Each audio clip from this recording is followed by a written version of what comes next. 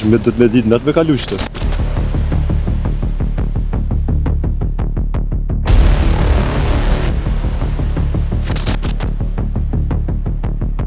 Jam në sheshin Nën Tereza në Prishtinë.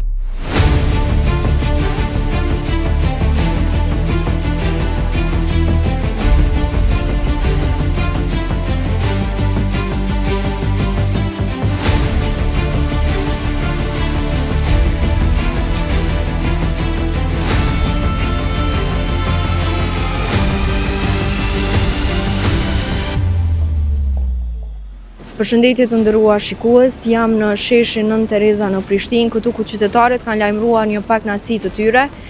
Siç po shihet pas meje në këtë rrugë kanë qenë duke u bërë disa punime, mirë po si rezultat negativ i kësaj është se ujërat e zeza kanë dalë në pa, madje kanë dalë edhe në një pjesë të këtij sheshi.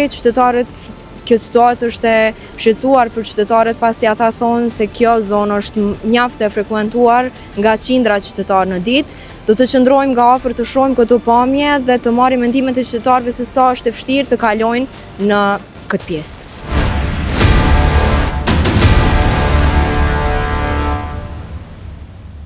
Këto ujtë normal me depërtu kështu është me katë e madhe, e ujrat e zeza. Kur edhe ashtu me shëndet njerëzit me 1 milion sane mongut, plus mja vështirësu jetën qytetarëve shka. Kjo ka trahur. Po dorën sa me shpelojnë për parimin. Ajo bashkëpunëtori lartë shkencor për shtatë shpejgjojnë vrejtje. Ajo sa ka rritë në Bienale për shembull. Veneci, për 300 arsitekta matë në botë kjo konë kampion. Dhe të nëshmu këta, po rejtë janë ndërpartijake vëlla që lojnë njërë me punu. Ja asete, po çfarë asete ka këtë? Çfarë asete ka të katedralja? Pa të bëbo mrekullit zotit, këty nuk mënet me shkap magjik për katedralja me gjithë 1 milion probleme që i kanë bukta ma për para. Kjo rrugë përshihet që është në punime Po që sa është një vjetë, ma shumë të bizneset i ka sakatu. Nga këtu ujra që kanë dalë në pa përshihet se dhe punimet nuk mundën me u bo. Nuk pëlejojnë se për parime i ka të nderën të regullumë këtë kompaninë për me regullu këtë, që 1 vjetë është qështu ka trahur. Para me ndëve që bizneset, pasatimin pronë e paguajnë lokale. Për kujtë me kërku logari. Kjo është kur të ke ndjerë rrugova pa precedent, kësha po ndodhëra. Ju po ma herët të kalu, po nga kjo zonë e ujet. Sa ke fështirë me kalu? Me do të me ditë natë me kalu qëtë. Pak humor se, shika, nëse e keni publikanet, të shohin keq. Po tërpo për Evropianët, vallojnë se meritujnë me dalë në Evropë. A unë kisha, të 10% kisha qitë në Evropë me pas qa respekt. Dhe zhulluan mire, kanë fjallën në mes të Evropës jo. Po i vetë gjendja, po të regonë çfarë gjendja është të mëhon ujrat që kanë ndryshu dhe ujrat e zeza dhe ujrat atmosferike ngrumbulluar këtu si pasojë e neglizhencës së mos punës së kryetarit të Prishtinës aktualit, Zotri Ramës.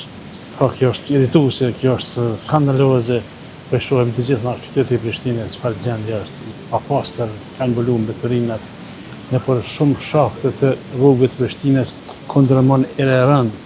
Kështu që kjo veç po tregon realitetin e çush është në Prishtinë, është përkeqësore në kryeqytet. Prishtina çush është, qyteti i Kosovës, tjetër të gjendje me të vërtetë këtu nuk kisha dëshiruar asnjë qyteti në botë, sepse këtë diplomatë e huaj e ndërkombëtar kur vinë spari orientohen në Prishtinë dhe shohin me çfarë imazhi ka të bëjë Prishtina në këtë gjendje ka trahur e vërtet është kjo përkeqësore dhe kjo është tregon një jo seriozitet, një jo sinqeritet dhe asnjë thujse një përmbushje shumë vogël të vërtetimeve që ka bëu kryetari Rama, kur dihet që ai ka pas premtuar para 4 vjetësh që do të tjera do ta rregullojë edhe do ta ndërtoj gjithsesi liçenin artificial ofër stadiumit të Prishtinës, merret me man, ndërsa këtu po shihet që është një liçen kështu në figurativ po shihet, por kjo shumë i vrash, shumë i keq, shumë i rënd, irritues.